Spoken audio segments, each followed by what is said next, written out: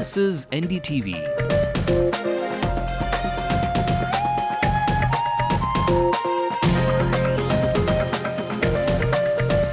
And you're watching NDTV Hindu.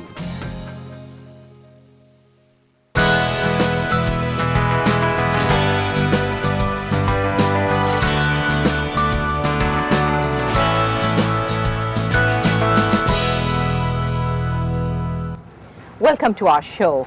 Today on We Connect, we meet with Dr. Stephen Hughes. He's an anthropologist from the School of Oriental and African Studies in London.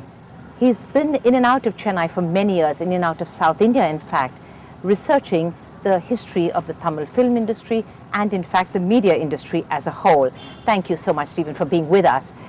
Where did this idea originally stem from? Where did this interest get generated and how? It was being as a young man being dropped into downtown Madurai and being immersed in this whole scene. As a young man in the late '80s, I was just picked up and carried along with this youthful enthusiasm for going to see the films. So, and I sort of followed over a few years between '87 and '89. MGR passed away. It was a very dramatic event in Madurai. Every shutters went down. Life stopped as we know it, and it sort of obviously caught my attention. And then I was there for the run-up for this 1989 assembly elections, which was very dramatic on all sides, and I was hooked. And since then, I've been sort of following my own intellectual curiosity to figure out what's going on. Right, but the intellectual curiosity only relating to Tamil cinema. So what about the other, I mean, there's not just Tamil cinema in India. So what about, you've got Bollywood and you've got, film industry around this country. Why only the Tamil industry? Well, I mean, part of it is accidental in the fact that I spent some time trying to learn Tamil. So once you are able to speak Tamil, you it opens up Tamil films in a way that Hindi films never spoke to me. The other thing is there's a general problem when people think about Indian cinema, they only think of Bollywood. Indeed. But if you sort of add up the number of Tamil films, and if you think about Chennai as a site of production, it's every bit as big and as important as Hindi film, even if the market share, the kind of revenues that are generated don't quite match it. I mean, as a social cultural phenomenon, it's every bit as valid as any other kind of Indian cinema. Right. So, Stephen, did you get an opportunity to see, have you been able to watch a lot of Tamil movies, Tamil films? Yeah, that's a sort of occupational hazard at this point. But yes, I have seen. People ask me, how many have I seen? I couldn't tell you. I lost track. I'm sure thousands. Really? And does that actually help you in, in the work that you're doing, in the research that you're doing? It is, but I'd say what I find is most important about Tamil cinema itself is not always the films themselves. One of the things that has motivated me is to see the ways in which Tamil films are connected to everything else that are going on around them. So you could even say that what I find most interesting about Tamil films are not the films themselves. The audience, you seem to have a great interest in the way Tamil audiences relate to films and bring that experience to their own lives, right? Certainly, that's been one of the main points of my research, but it has to do with a sort of dissatisfaction in a way.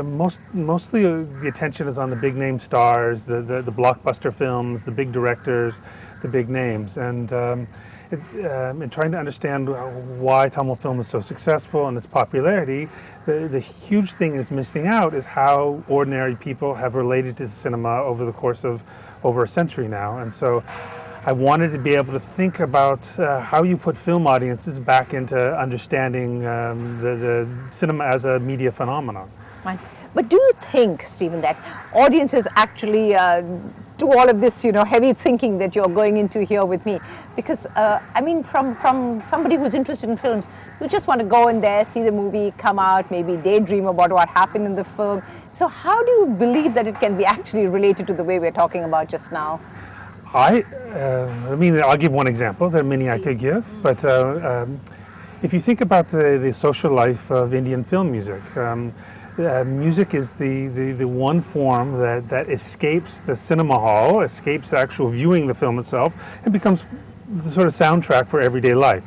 People hear the songs, you listen to the songs, and you may not even want to sing them, but you find yourself singing songs. They just go over repeat in your head. There's a way in which the soundtrack of Tamil cinema has been the soundtrack of modernity in South India. It's inescapable. You know, the loudspeakers outside, your neighbor's radio, now with TV and satellite. If you turn on the television, you know, it's on every other channel is showing these things. So there's a way in which this carries over into people's lives, that sort of all kinds of insidious ways. Obviously, another example of the way that cinema goes beyond the experience of watching films themselves is how Tamil cinema has gone over into politics. And this connection leads cinema into all kinds of different places and all different ways of life. And it shows, I mean, it's another example of how cinema, the importance of cinema as a social and cultural phenomena is not just linked to the pleasure and the enjoyment of people watch the films. There's this sort of serious business of running the state of Tamil Nadu has power and politics have combined. Right. That's, of course, a very, very interesting combination we're talking about, Steve. We'll just ask you to hold on for just a few moments. We'll be right back with you, and when we come back, we'll continue to talk with Dr. Stephen Hughes about the relation between Tamil films, politics, and religion.